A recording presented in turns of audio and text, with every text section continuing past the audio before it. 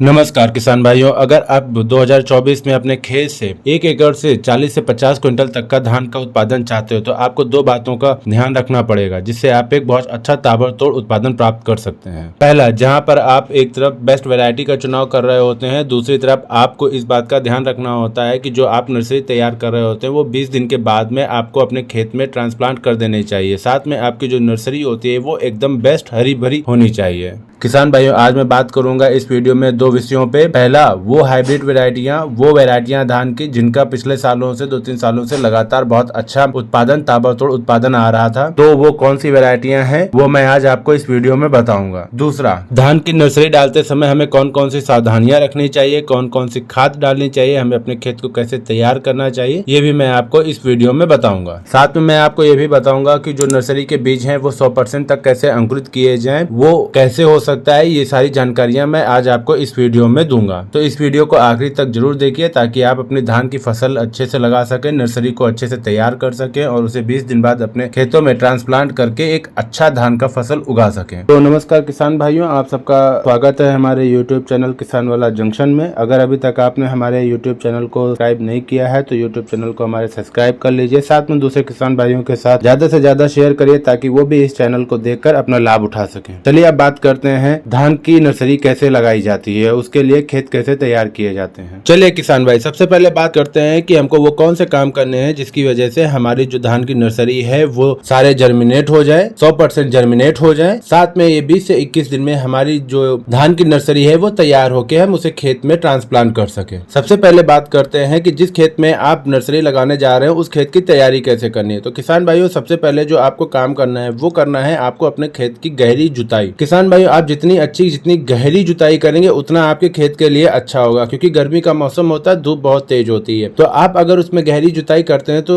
धूप की जो किरणें होती हैं वो खेत में लगभग 1 फीट तक नीचे चली जाती हैं, जिससे आपके खेत में नेमेटोड और फंगस जनित बीमारियां जितनी होती हैं वो स्वतः ही खत्म हो जाती हैं। तो आपको सबसे पहले अपने खेत की जो है गहरी जुताई करके 4-5 दिन के लिए छोड़ देना होता है। इसके बाद जो आपको करना होता है वो ये करना होता है, 4-5 दिन बाद आपको अपने खेत में रोटावेटर चला देना होता है। उससे ये होता है, जो आप मान लीजिए आप अपने पुराने खेत में जिसमें आपने अभी तक गेहूं की बिजाई कर रखी थी उसमें आप नर्सरी लगाने जा रहे हैं, तो आपके गेहूं के जो अवशेष रह गए होंगे, जो गेहूं का बचा हुआ खरपतवार रह गया होगा, जड़ रह गया होगा, वो निकलकर मिट्टी में मिल जाएंगे और वो उसमें खत्म हो जाएंगे, जिसकी वजह से आप जब अपनी नर्सरी लगा रहे होंगे तो आपकी नर्सरी में किसी भी तरीके की समस्या नहीं आएगी। रोटावेटर चला देने से आपको प्रॉफिट इस बात का भी होगा, जो आपकी धान का अंकुरन होगा, जो आप नर्सरी लगा रहे होंगे वो 100% जो है वो अंकुरित हो जाएंगे। साथ में आपके अंकुरन का जो रेट होगा वो अच्छा होगा, आपके धान में पीलेपन की समस्या नहीं आएगी। तो आप लोगों को रोटावेटर अपने खेत में जरूर लगा देना है ताकि आप इस समस्या से अपने धान की फसल को बचा सकें, नर्सरी को बचा सकें। फिर उसके बाद में आपको अपने जिस खेत में आप नर्सरी लगाने जा रहे हैं उस खेत में आपको लेवलिंग कर लेनी है, अपने खेत को बराबर कर लेना। ऐसा नहीं करना कि कहीं पे ऊंचा हो कहीं पे नीचा हो, आपको अपने खेत को इक्वल बराबर, पूरे खेत को एकदम बराबर समतल रखना होता है। किसान भाई, ये काम कर देने के बाद में आपको अपने जिस खेत के हिस्से में नर्सरी लगानी है, नर्सरी बनानी है, उसमें आपको पानी भर देना होता है। पानी क्यों भर देना होता है? पानी इसलिए भर देना होता है, जब आप पानी भर देते हैं अपने खेत में तो खेत में पड़े हुए अनवांटेड जो खरपतवार के बीज होते हैं वो जर्मिनेट हो जाते हैं, जिससे आप उनको निकालकर अपने खेत को साफ सुथरा और स्वस्थ बना सकते हैं। जब खरपतवार के बीजों से जर्मिनेशन आ जाता है उसके बाद में अपने खेत में एक अच्छी सी जुताई कर देनी होती है और उसके बाद में आपको सड़ी गली गोबर की खाद डालनी होती है। आपको सड़ी गली गोबर की खाद ऐसी लेनी होती है जो कम से कम 1 से 1.5 साल पुरानी होती है, वो एकदम मिट्टी की तरह भुसभुसी हो चुकी होती है। आपको वो खाद डालनी होती है, ऐसी खाद नहीं डालनी होती है जो अभी ताजी हो, और वो डालने पे अगर आप ताजी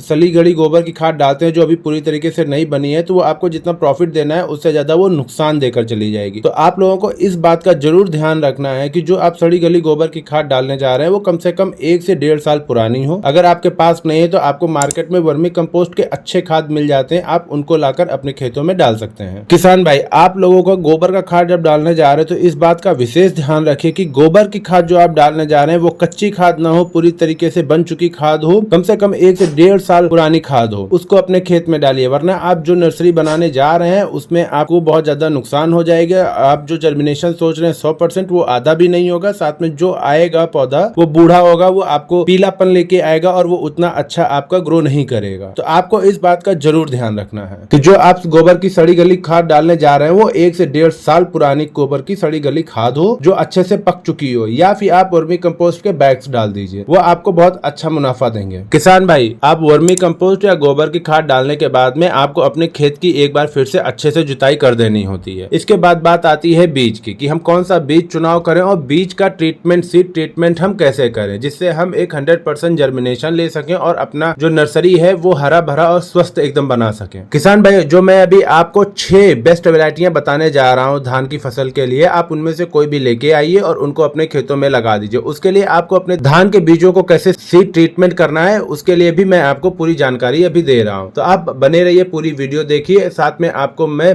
बेस्ट वैरायटियां कौन सी हैं वो भी मैं आपको बताता हूं। सबसे पहले बात कर लेते हैं कि बीज को उपचारित कैसे करना है। चलिए सबसे पहले बात करते हैं कि आपको अपनी बीजों को उपचारित कैसे करना। मान लीजिए आप 20 किलो बीज लेके आए हुए हैं, तो उसके लिए आपको 20 से 25 लीटर पानी आपको ले लेना है एक ड्रम के अंदर। उसमें आपको कुछ फंजीसाइड मिलाने होते हैं जैसे कार्बनडिज्म। 1 लीटर पानी के अंदर 2 ग्राम। मान लीजिए आपने 25 लीटर पानी लिया हुआ है 20 किलो बीज के लिए, तो आपको 50 ग्राम कार्बनडिज्म आपको अपने पानी में घोलना होता है, या फिर आप थाइफेनेट मेथाइल का भी उपयोग कर सकते हैं। इसे भी आपको 2 ग्राम पर लीटर के हिसाब से लेना होता है। अगर आप 25 लीटर पानी ले रहे होते हैं तो आपको 50 ग्राम जो है लेना होता है। आप इसको भी पानी में मिला सकते हैं। साथ ही जो हमारे धान की फसल के अंदर एक BLB वाली प्रॉब्लम आती है, उसके बचाव के लिए हम लोगों को के लिए हमें बैक्टीसाइड का भी यूज करना होता है। जो आप 20 किलो बीज उपचारित करने जा रहे हो उसके अंदर आप लोगों को 4 ग्राम स्ट्रेप्टोसाइक्लिन की जो पुड़िया आती है उसको भी आपको इसी पानी के अंदर मिला लेना है, अच्छे से घोल लेना है। इसको अच्छे से मिला लेना है ताकि जो भी हमने इसमें फंजीसाइड या जो भी हमने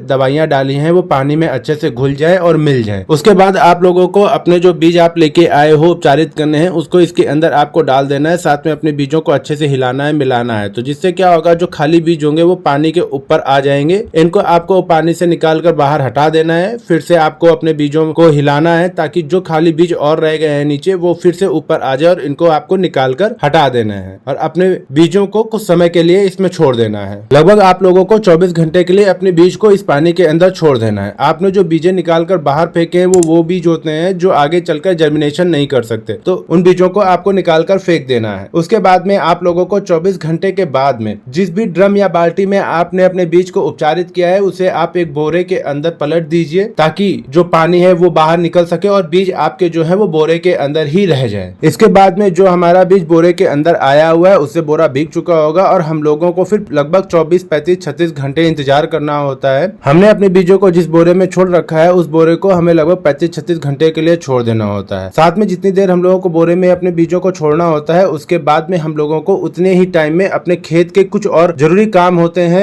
जो खेत हमें तैयार करने होते हैं अपनी बिजाई करने के लिए, वो हम लोगों को कर लेने चाहिए। इसको करने के बाद में हमें उस खेत की तैयारी करनी होती है जिस खेत में हम लोगों ने गोबर का सड़ा गला खाद वगैरह डाला था, उस खेत की तैयारी करनी होती है। उस खेत के अंदर अगर हमें 20 किलो बीज की नर्सरी बनानी है तो हमें 50 फीट बाई 50 फीट की एरिया को ले लेना है। उसके बाद में हमें अपने उस एरिया के अंदर 2 से 3 हिस्से बना लेने हैं। आपको अपने उस खेत में मोटी मोटी मेड़ बना लेनी है और उसके बाद में आपको अपने खेत के अंदर पानी छोड़ देना है। क्यारियों में पानी भर देने के बाद में आपको जो है उसमें कुछ रासायनिक खादों को डालना होता है। देखिए, आपने जो सड़ी गली गोबर की खाद डाली है वो अपना काम करेंगे, आपको साथ में अच्छे उत्पादन के लिए और हरी भरी नर्सरी के लिए आपको कुछ रासायनिक खादों को भी डालना होता है। देखिए, अब रासायनिक खाद में आपको कौन सी खाद डालनी है जिससे हमें बहुत अच्छा ताबड़तोड़ हरी भरी नर्सरी हमारी तैयार हो जाए। उसके लिए आप लोगों को जो हमने एरिया लिया है 50 फीट बाई 50 फीट का, जिसमें हम 20 किलो की नर्सरी बनाने जा रहे हैं, उसमें आपको लगभग 10 किलो DAP लेना है।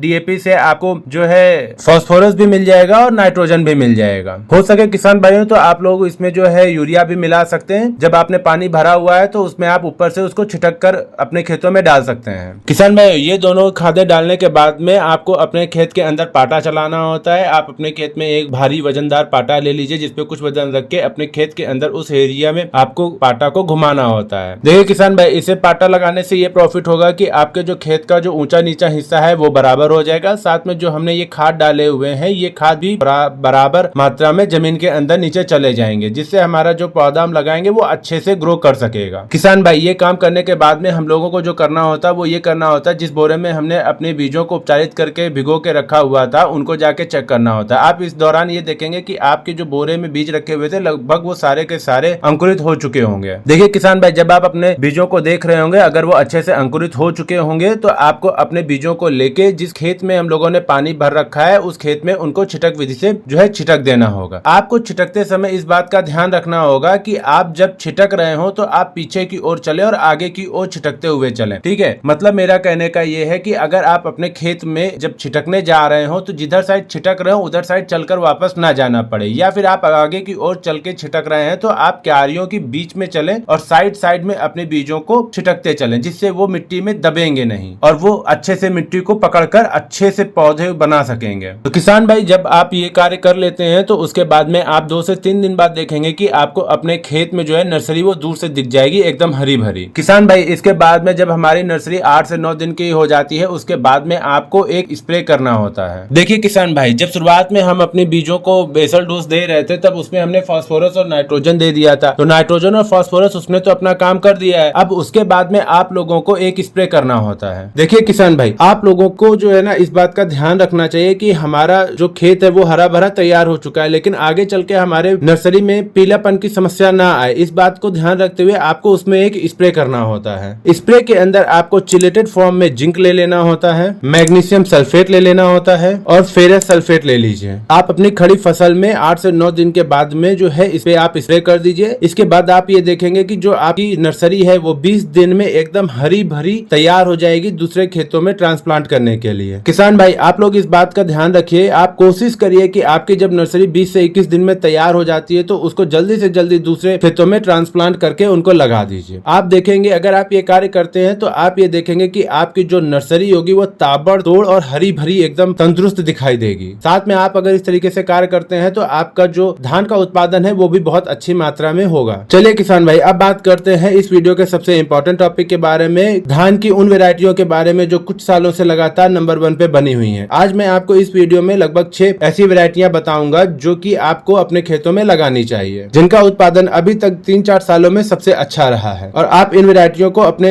खेत में लगाकर एक अच्छा उत्पादन प्राप्त कर सकते हैं। मैं आपको टोटल 6 वेराइटियां बताऊंगा जिसमें आपको 2 बासमती की वेराइटी मिलेगी, 2 हाइब्रिड की वेराइटी मिलेगी और 2 परवल की वेराइटी मिलेगी। सबसे पहले हम बात करते हैं हाइब्रिड की 2 वेराइटियों के बारे में। तो जो पहले नंबर पे वेराइटी आती है वो वेराइटी आती है, ये जो वेराइटियां हैं वो पिछली बार पंजाब और हरियाणा में सबसे अच्छी वेराइटियां मानी गई थी, ट्रेंडिंग में चल रही थी। इस बार भी इनकी मांग बहुत अच्छा है और इनका ताबड़तोड़ उत्पादन पिछली बार देखा गया था। तो सबसे पहले नंबर पे जो वेराइटी आती है सवाना कंपनी की आती है सवा 7501, दूसरी आती है 7301। आप इन दोनों में से कोई भी वेराइटी बासमती के लिए अपने खेतों में लगा सकते हैं। तो किसान भाई जो मैंने आपको हाइब्रिड वेराइटी बताई है ये सबसे ज्यादा पॉपुलर और सबसे ज्यादा मांग में रहने वाली वेराइटियां हैं, आप इनको अपने खेत में लगा सकते हैं। फिर बात करते हैं परमल की वेराइटी के बारे में। तो परमल की वेराइटी में आता है PR 126, दूसरा आता है PR 131। इसके बाद बात करते हैं बासमती की। तो बासमती में आती है पूसा 1509, दूसरी जो आती है वो आती है 1692। आप इनको भी अपने खेतों में लगा सकते हैं। ये जो 2 वेराइटियां हैं इनका पिछले सालों के अंदर जो है सबसे ज्यादा ताबड़तोड़ उत्पादन निकला था। किसान भाई आपको जो मैंने 6 वेराइटी बताई है आप इनमें से कोई भी वेराइटी अपने खेतों में लगा सकते हैं। इनका पिछले कई सालों से जो है लगातार बहुत अच्छा उत्पादन प्राप्त कर रहे हैं किसान भाई और बहुत अच्छा मुनाफा भी